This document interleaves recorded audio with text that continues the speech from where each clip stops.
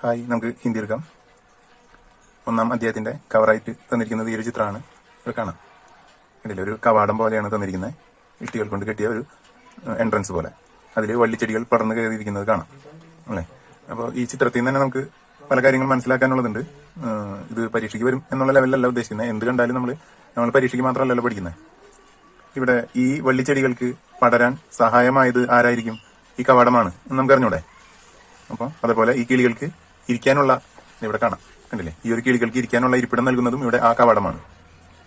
ഈ വള്ളി ഇതിൽ പടർന്ന് കയറുന്നത് നമുക്ക് കാണാം. ആദ്യമൊക്കെ അത് ചെറുതായിരിക്കും, പിന്നീട് ചിലപ്പോൾ അത് വളർന്ന് വലുതായി അതിന്റെ വേരുകൾ കൊണ്ട് അല്ലെങ്കിൽ അതിന്റെ ബലിഷ്ഠമായ ആ വള്ളികൾ കൊണ്ട് ഈ കവാടത്തെ ചിലപ്പോൾ തകർത്ത് കളയാം. എങ്കിലും അവിടെ കവാടത്തിന് അതൊരു പ്രശ്നമല്ല. ഹെൽപ്പ് മാത്രം എന്നുള്ളൊരു ചിന്തയാണ് അത് കാണിക്കുന്നത്. ഇവിടെ നമ്മുടെ അമ്മമാരും അതേ ഒരു രീതി തന്നെയാണ് ചെയ്യുന്നത് അല്ലെ. അവർക്ക് മക്കള് എന്തൊക്കെ ചെയ്താലും മക്കളോടൊരു പകയോ അതൊന്നും ഉണ്ടാവില്ല. അപ്പോൾ ആ ഒരു രീതിയിൽ നമുക്കിതിനെ കാണാൻ പറ്റും. മക്കളാകുന്ന ഈ ചെടികളുടെ വളർച്ചയ്ക്ക് വേണ്ടി അവരവിടെ നിലകൊള്ളുന്നു. അവരാൽ തന്നെ ചിലപ്പോൾ അവർ നശിച്ചു പോകുകയും ചെയ്യുന്നുണ്ട്. എങ്കിലും അത് അവർക്കൊരു പ്രശ്നമല്ല. ഇനി ഇവിടെ എഴുതിയിരിക്കുന്നത് നോക്കാം.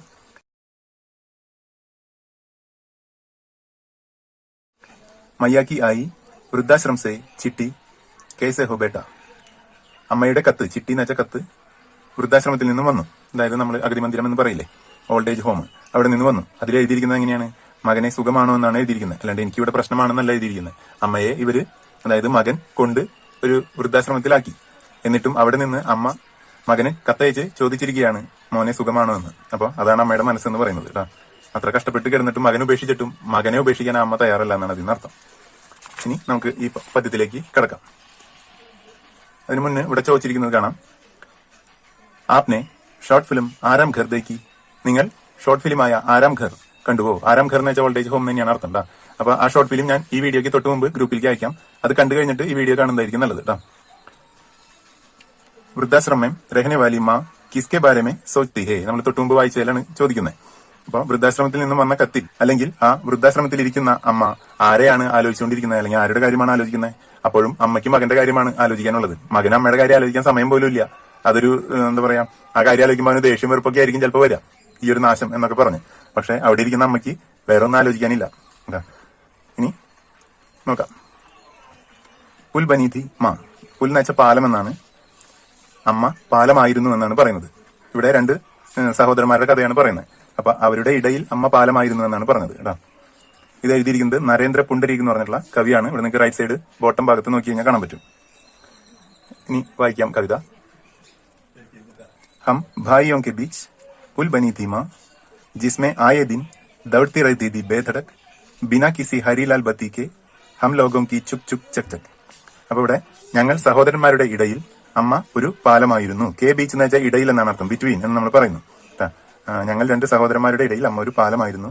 ജിസ്മെ ആയ ദിൻ, അതായത് അങ്ങനെ ഉദ്ദേശിക്കുന്നത് ആ കാലത്ത് എന്നുള്ള അർത്ഥത്തിലാണ് കേട്ടോ. അതായത് ഇവരുടെ ചെറുപ്പത്തിലോ അല്ലെങ്കിൽ അമ്മയ്ക്ക് വയസ്സാവുന്നതിന് മുൻപുള്ള കാലം ആണ് അവിടെ ഉദ്ദേശിക്കുന്നത്. അങ്ങനെ ജീവിച്ചു വന്ന കാലത്ത് ദൗട്ടി റഹത്തി ദേ ബേദടക് ബിനാ കിസി ഹരിലാൽ ബത്തി കെ ഹം ലോകം കി ചുക് ചുക് ചക് ചക്. ഇവിടെ ചുക് ചുക് ചക് ചക് എന്ന് ഉദ്ദേശിച്ചിരിക്കുന്നത് തീവണ്ടിയെയാണ്. അതായത് ഈ രണ്ട് സഹോദരന്മാര് രണ്ട് തീവണ്ടികളാണെന്ന് വിചാരിക്കുക. അപ്പുറത്തും ഇപ്പുറത്തുമുള്ള രണ്ട് തീവണ്ടികൾ.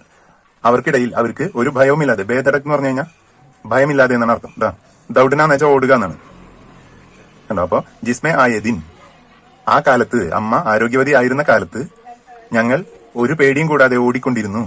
എങ്ങനെ? ബിനാ കിസി ഹരിലാൽ ബത്തിക്ക്. ബത്തി എന്ന് പറഞ്ഞു കഴിഞ്ഞാൽ വിളക്ക്, വെളിച്ചം എന്നൊക്കെയാണ് അർത്ഥം. ഹരിലാൽ എന്ന് പറഞ്ഞ രണ്ട് കളറുകൾ അറിയില്ലേ? പച്ച, ചുവപ്പ്. പച്ച, ചുവപ്പ് വിളക്കുകളുടെ സഹായമില്ലാതെ, ട്രെയിനിന് നമ്മൾ സ്റ്റോപ്പും സ്റ്റാർട്ടും പറയാനായിട്ട് വെളിച്ചം കത്തിക്കില്ലേ, അതാണ് ഉദ്ദേശിക്കുന്നത് കേട്ടോ. അപ്പൊ അതൊന്നും ഇല്ലാതെ അമ്മയുള്ളത് കൊണ്ട് ഞങ്ങൾ പേടി കൂടാതെ ഓടിക്കൊണ്ടേയിരുന്നു. ഓടുക എന്ന് വെച്ചാൽ ഇവിടെ ജീവിതം, ജീവിച്ചു പോവുക എന്നാണ് അർത്ഥമാക്കുന്നത് കേട്ടോ. ഹം ലോകം കി ചുക് ചുക് ചക്. ഞങ്ങളുടെ വണ്ടി അങ്ങനെ, അതായത് ഇവരുടെ ജീവിതം ഒരു പേടി കൂടാതെ ധൈര്യമായി ഓടിക്കൊണ്ടേയിരുന്നു എന്നാണ് അർത്ഥം. മനസ്സിലായോ? ഇതിന് മൊത്തത്തിൽ നമ്മൾ ഇതിന്റെ ആശയം പറയുമ്പോൾ അമ്മയുണ്ടായിരുന്ന കാലത്ത് ജീവിതം ഒരു തടസ്സവുമില്ലാതെ മുന്നോട്ട് പോയിക്കൊണ്ടിരുന്നു എന്നാണ് സിമ്പിളായിട്ട് അതിന്റെ ആശയം നമ്മൾ പറയേണ്ടത് കേട്ടോ. ഇനി അടുത്ത സ്റ്റാൻസ് നോക്കാം. ഇതില് ഫസ്റ്റത്തെ രണ്ട് വരികൾ കഴിയുമ്പോൾ പിന്നീട് അമ്മ വയസ്സാകുന്നു എന്നുള്ള സൂചനയാണ് തരുന്നത് കേട്ടോ. പിതാ കെ ബാദ് ഹം ഭായിയോं के बीच पुल बनी माँ, अचानक नहीं टूटी, धीरे धीरे टूटती रही, हम देखने रहे और मानते रहे कि बूटा रही है माँ. പിതാ കെ ബാദ് എന്ന് വെച്ചാൽ അച്ഛൻ മരിച്ചതിന് ശേഷം. ഹം ഭായിയോं के बीच, ഞങ്ങൾ സഹോദരന്മാരുടെ ഇടയിൽ, പുൽ ബനി മാ, അമ്മ പാലമായിരുന്നു. അപ്പൊ അച്ഛൻ ഉണ്ടായിരുന്നപ്പോഴും അച്ഛൻ മരിച്ചു കഴിഞ്ഞപ്പോഴും അമ്മ തന്നെയായിരുന്നു ഇവരുടെ താങ്ങ് എന്നാണ് അതിന്റെ അർത്ഥം. അച്ചാനക് നഹി ടൂട്ടി, ഇവിടെ ടൂട്ടന എന്ന് പറഞ്ഞാൽ തകർന്നു പോകുക എന്നാണ് അർത്ഥം. ഇവിടെ നമ്മൾ അത് അമ്മ ദുർബലയായി പോവുക അല്ലെങ്കിൽ വീക്കായി പോകുക എന്നാണ് അതിന്റെ അർത്ഥം. വയസ്സായിക്കൊണ്ടിരിക്കുക എന്നാണ് അർത്ഥം. അച്ചാനക് നഹി ടൂട്ടി, അച്ചാനക് വളരെ പെട്ടെന്ന്. അപ്പൊ വളരെ പെട്ടെന്നല്ല അമ്മയ്ക്ക് വയസ്സായത്, ധീരെ ധീരെ ടൂട്ടി റഹി, അവർ പതുക്കെ പതുക്കെ അവർക്ക് വയസ്സായിക്കൊണ്ടിരുന്നു അല്ലെങ്കിൽ ദുർബലയായിക്കൊണ്ടിരുന്നു. ഹം ദേഖ്നെ രഹേ ഓർ മാൻതെ രഹേ കി ബൂട്ട രഹി ഹേ മാ, അതായത് ഞങ്ങളിങ്ങനെ കണ്ടുകൊണ്ടിരിക്കെ അമ്മ പതുക്കെ വയസ്സായി പോയിക്കൊണ്ടേയിരുന്നു എന്നാണ് അർത്ഥം. ബൂട്ട എന്ന് പറഞ്ഞു കഴിഞ്ഞാൽ വൃദ്ധയാവുക, വൃദ്ധനാവുക എന്നൊക്കെയുള്ള അർത്ഥത്തിലാണ് കേട്ടോ. ബൂട്ടാപ്പ് എന്ന് വെച്ചാൽ വാർദ്ധക്യം. അടുത്ത സ്റ്റാൻസ. माँ के बार बार कहने को हम मानकर चलते रहे, उसके बूटे होने की आदत और अपनी हर आवाज में धीरे धीरे टूटती रही माँ. ബാർ ബാർ കഹന എന്ന് പറഞ്ഞു കഴിഞ്ഞാൽ പറഞ്ഞത് തന്നെ വീണ്ടും വീണ്ടും പറഞ്ഞുകൊണ്ടിരിക്കാം. വയസ്സായി കഴിഞ്ഞ് കഴിഞ്ഞാൽ അവരുടെയൊക്കെ ശീലങ്ങൾ നമുക്ക് അല്പം ദേഷ്യം വരുത്തുന്ന ഒരു രീതിയിലായിരിക്കും. അപ്പൊ അതാണ് പറഞ്ഞത് ബാർ ബാർ കഹന എന്ന് പറഞ്ഞാൽ. ഒരു പ്രാവശ്യം പറഞ്ഞു തന്നെ വീണ്ടും വീണ്ടും പറഞ്ഞുകൊണ്ടേയിരിക്കും. നമ്മൾക്കും വയസ്സായി ഇതൊക്കെ തന്നെയാണ് സംഭവിക്കുന്നതെന്നും കൂടി ആലോചിക്കുക കേട്ടോ. ഹം മാൻകർ ചലത്തെ രഹി, അപ്പൊ അന്നും അമ്മ പറയുന്നതൊക്കെ ഞങ്ങൾ മാനിച്ചു പോന്നിരുന്നു, ഞങ്ങൾ അമ്മ പറയുന്നതൊക്കെ അനുസരിച്ച് ജീവിച്ചു പോന്നിരുന്നു എന്നുള്ള അർത്ഥത്തില്. ഉസ്കെ ബൂട്ടെ ഹോനെ കി ആദത്ത് ഓർ അപ്നി ഹർ ആവാസ് മേ, അതായത് ഇവിടെ ആദത്ത് എന്ന് വെച്ചാൽ ശീലം എന്നാണ് അർത്ഥം. വയസ്സായിക്കൊണ്ടിരിക്കുന്ന ശീലം എന്ന് ഇവിടെ നമുക്ക് പറയാൻ പറ്റില്ല. എല്ലാ വരികളുടെയും കറക്റ്റ് മീനിങ്ങിൽ നമുക്ക് കവിത പറഞ്ഞു പോകാൻ പറ്റില്ല കേട്ടോ. കവികള് വാക്കുകൾക്ക് കൊടുക്കുന്ന അർത്ഥം ചിലപ്പോൾ വേറെ ആയിരിക്കും കേട്ടോ. അപ്പൊ അങ്ങനെ മൊത്തത്തിൽ ആശയമാണ് നമുക്ക് പറയാൻ പറ്റുക. ഇവിടെ ശീലം വെച്ച് നമുക്ക് വായിക്കാൻ ബുദ്ധിമുട്ടാണ്. അതുകൊണ്ട് അമ്മ ആ വയസ്സായിക്കൊണ്ടിരിക്കുന്ന വേളയിൽ ഞങ്ങൾക്ക് എങ്ങനെ മനസ്സിലായി? അപ്നി ഹർ ആവാസ് മേ, അമ്മയുടെ ഇവിടെ ആവാസിന് ശബ്ദം എന്നല്ല അർത്ഥം. മൊത്തത്തിൽ ശാരീരികമായിട്ടും അമ്മ മാനസികമായിട്ടും എല്ലാം കൊണ്ടും, അതാണ് ഹർ ആവാസ് എന്ന് പറയുന്നത്. എല്ലാ ശബ്ദം കൊണ്ടും എന്നല്ല പറയാം, പ്രവൃത്തികൾ കൊണ്ടും അമ്മയുടെ ശീലങ്ങൾ കൊണ്ടും വർത്തമാനം കൊണ്ടും എല്ലാം, അല്ലെങ്കിൽ ശരീരം കാണുമ്പോഴും എല്ലാം അമ്മ വയസ്സായി എന്ന് ഞങ്ങൾക്ക് മനസ്സിലായി തുടങ്ങി. നാലാമത്തെ സ്റ്റാൻസ് നോക്കാം. हाथों हाथ रहती माँ एक दिन हमारे कंधों में आ गई, धीरे धीरे महसूस करने लगे हम अपने वृषभ कंधों में माँ का भारी होना. അതായത് ഹാത്തോ ഹാത്ത് രഹത്തി മാ എന്ന് പറഞ്ഞു കഴിഞ്ഞാൽ അമ്മ വളരെ നന്നായി ഞങ്ങളെ സംരക്ഷിച്ചിരുന്നു എന്നുള്ള അർത്ഥത്തിലാണ് ഇവിടെ പറഞ്ഞിരിക്കുന്നത്. ഏക് ദിൻ ഹമാരെ കന്ധോമേ ആ ഗയി, അങ്ങനെ നല്ല രീതിയിൽ ജീവിച്ചിരുന്ന അമ്മ ഒരു ദിവസം ഞങ്ങളുടെ, ഇവിടെ കന്ധ എന്ന് പറഞ്ഞു കഴിഞ്ഞാൽ തോൾ എന്നാണ് അർത്ഥം. അപ്പൊ കന്ധോമേം ആ ഗയി, ഞങ്ങളുടെ തോളിലേക്ക് വന്നു ചേർന്നു. തോളിലേക്ക് വരിക എന്ന് പറഞ്ഞു കഴിഞ്ഞാൽ അതിന്റെ അർത്ഥം ഉത്തരവാദിത്തം, അമ്മയുടെ ഉത്തരവാദിത്തം മക്കളിലേക്ക് വന്നു ചേർന്നു എന്നാണ് അതിന്റെ അർത്ഥം. ധീരെ ധീരെ മഹസൂസ് കർണേ ലഗേ ഹം അപ്നെ വൃഷഭ് കന്ധോമേം, വൃഷഭ് എന്ന് പറഞ്ഞു കഴിഞ്ഞാൽ ബലിഷ്ഠമായ എന്നാണ് അർത്ഥം, നല്ല സ്ട്രോങ് ആയിട്ടുള്ള. അപ്പൊ ഞങ്ങളുടെ ശക്തമായ തോളുകളിലേക്ക് മാക്ക ഭാരി ഹോന, അമ്മയുടെ ആ ഭാരം വന്നു ചേരുന്നത്, ഭാരം എന്ന് വെച്ചാൽ ഇവിടെ ഉത്തരവാദിത്വം തന്നെയാണ് കേട്ടോ, മനസ്സിലായോ? അമ്മയുടെ ആ ഭാരം വന്നു ചേരുന്നത് ഞങ്ങൾക്ക് മഹസൂസ് എന്ന് പറഞ്ഞു കഴിഞ്ഞാൽ ഫീൽ ചെയ്യാൻ പറ്റുക, ഞങ്ങൾക്ക് തോന്നി തുടങ്ങി. അപ്പൊ ഇതിന്റെ ആശയം പറയുമ്പോൾ എന്താണ്? നല്ല രീതിയിൽ ജീവിച്ചിരുന്ന അമ്മ ഒരു ദിവസം ഞങ്ങളുടെ ഉത്തരവാദിത്തത്തിൽ വന്നു ചേർന്നു. അങ്ങനെ ഞങ്ങളുടെ ശക്തമായ തോളുകളിലേക്ക് അമ്മയുടെ ഭാരം വന്നു ചേരുന്നത് ഞങ്ങൾക്ക് പതുക്കെ പതുക്കെ മനസ്സിലായി തുടങ്ങി എന്നാണ് പറഞ്ഞത്. ഇനി അവസാനത്തെ സ്റ്റാൻസ. जब तक जीवित रही माँ हम बदलते रहे अपने कंधे, माँ आखिर माँ ही तो है, बार बार हमें कंधे बदलते देख हमारे कंधों से उतर गई माँ, और माँ के कंधों से उतरते ही उतर गए हमारे कंधे.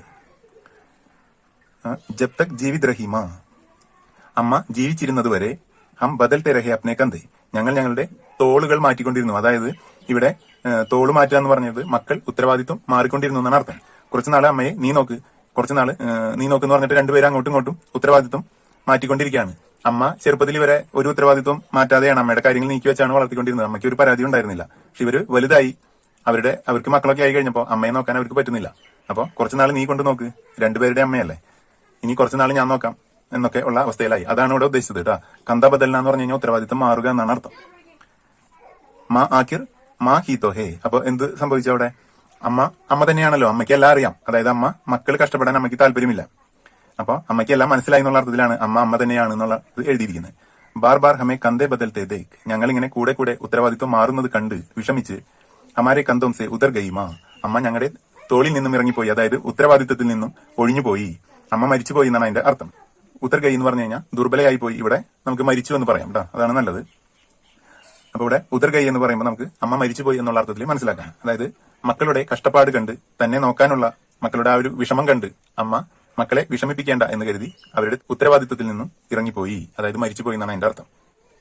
ഓർ മാ കെ കന്തോ സെ ഉതർത്തേ ഹി ഉതർ ഗയെ ഹമാരെ കന്തേ, അങ്ങനെ അമ്മ ഒഴിഞ്ഞു പോയപ്പോൾ ഞങ്ങൾ ദുർബലരായി തീർന്നു എന്നാണ് അർത്ഥം.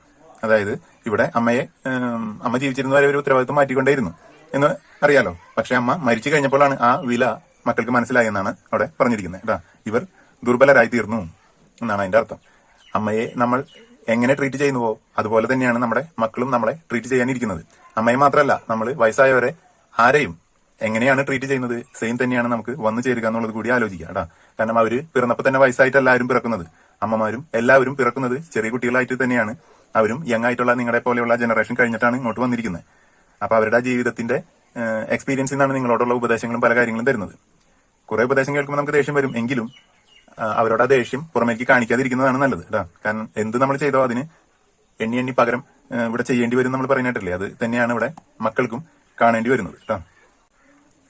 അപ്പോൾ നിങ്ങൾക്ക് ഇതിന്റെ ആശയം മനസ്സിലായെന്ന് കരുതുന്നു. ഞാനിതിന്റെ ജസ്റ്റ് വാക്കുകളുടെ അർത്ഥങ്ങളൊന്ന് പറഞ്ഞുതരാം. വൃദ്ധാശ്രം ഇപ്പൊ മനസ്സിലായിട്ടുണ്ടായിരിക്കും, ഓൾഡ് ഏജ് ഹോം എന്നാണ് അർത്ഥം കേട്ടോ. പുൽ എന്ന് വെച്ചാൽ പാലം. ഈ അർത്ഥം ഒന്ന് നിങ്ങൾ മനസ്സിലാക്കി വെക്കുക, എഴുതണം എന്നൊന്നുമില്ല, നന്നായി മനസ്സിലാക്കി വെക്കണം കേട്ടോ. K beach ഇടയില്ല. ദൗഡന എന്ന് വെച്ചാൽ ഓടുക, ബേദടക്ക് പേടിയില്ലാതെ, ബത്തി എന്ന് വെച്ചാൽ വെളിച്ചം, വിളക്ക് എന്ന് പറയാം, അല്ലെങ്കിൽ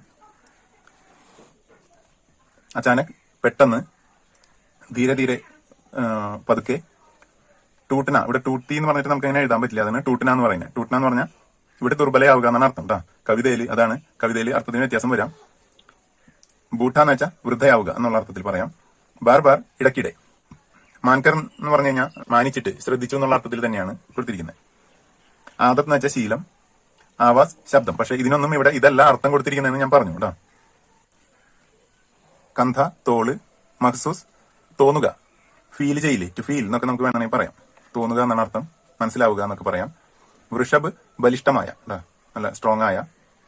ഭാര്യ ഹോന എന്ന് വെച്ചാൽ ഭാരമായി തീരുക എന്ന് തന്നെയാണ് അർത്ഥം. ബദൽന മാറ്റുക, ആഖിർ അവസാനം കേട്ടോ. ഉത്തർഗൈ എന്ന് പറഞ്ഞു കഴിഞ്ഞാൽ ഇറങ്ങിപ്പോവുക എന്നാണ് അർത്ഥം കേട്ടോ ശരിക്കും. പക്ഷെ ഇവിടെ അത് മരിച്ചു പോയി എന്നാണ് അർത്ഥം. അപ്പൊ അങ്ങനെ അത്ര ഉള്ള അർത്ഥങ്ങൾ തന്നിരിക്കുന്നത്. ഇനിയൊരു ചോദ്യത്തിന്റെ ഭാഗം ഒന്ന് നോക്കാം. കണ്ടില്ലേ, ഇവിടെ നോക്കുക.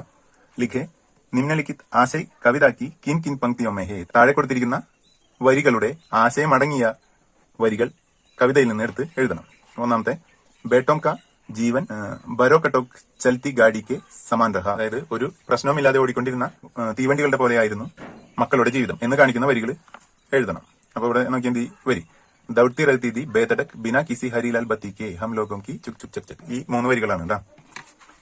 മാക്കി ദേഖ്ബാൽ കി ജിമ്മേദാരി ബേട്ടോം പർ ആ ഗയി. ദേഖ്ബാൽ എന്ന് പറഞ്ഞു കഴിഞ്ഞാൽ സംരക്ഷിക്കുക എന്നുള്ള അർത്ഥത്തിലാണ്. അമ്മയുടെ സംരക്ഷണം മക്കളുടെ ഉത്തരവാദിത്തത്തിലായി എന്ന് കാണിക്കുന്ന വരികൾ ഇപ്പൊ ഇവിടെ കാണാം. ഹാത്തോ ഹാത്ത് റഹ്തി മാ ഏക് ദിൻ ഹമാരെ കന്തോമേ ആ ഗയി. ഈ 2 വരി അവിടെ ആവശ്യമുള്ളൂ. അടുത്തത്, ബേട്ടെ അപ്നെ ദായിത്വ ബദൽത്തെ രഹേ. ദായിത്വ ഉത്തരവാദിത്വം തന്നെയാണ് കേട്ടോ. ജിമ്മേദാരിയും അതൊക്കെ ഏകദേശം ഒരേ അർത്ഥത്തിൽ വരുന്നതാണ്.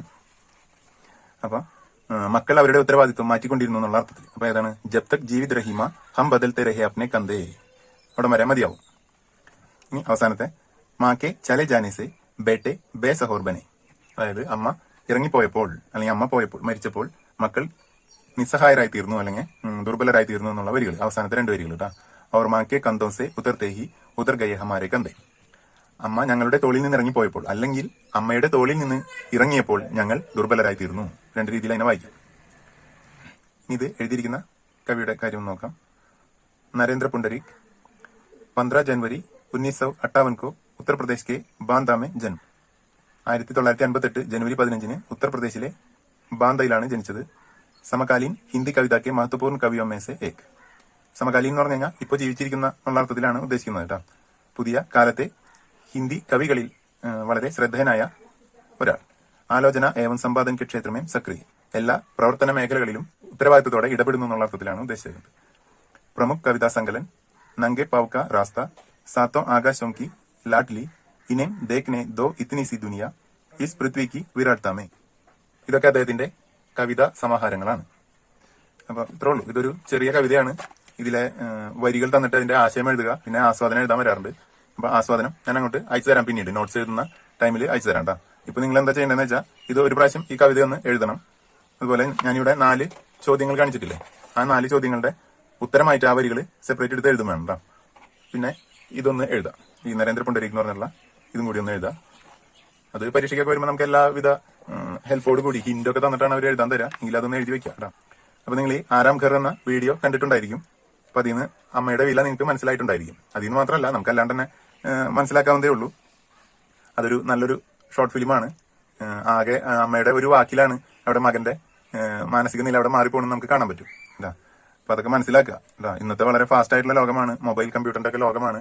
പക്ഷെ ഒന്നാലോചിക്കുക, അമ്മ എപ്പോഴും അമ്മ തന്നെ ആയിരിക്കും എന്നുള്ള കാര്യം ആലോചിക്കുക കേട്ടോ. അപ്പൊ നമുക്കിനി അടുത്ത വിഷയം ആയിട്ട് കാണാം കേട്ടോ. ബൈ.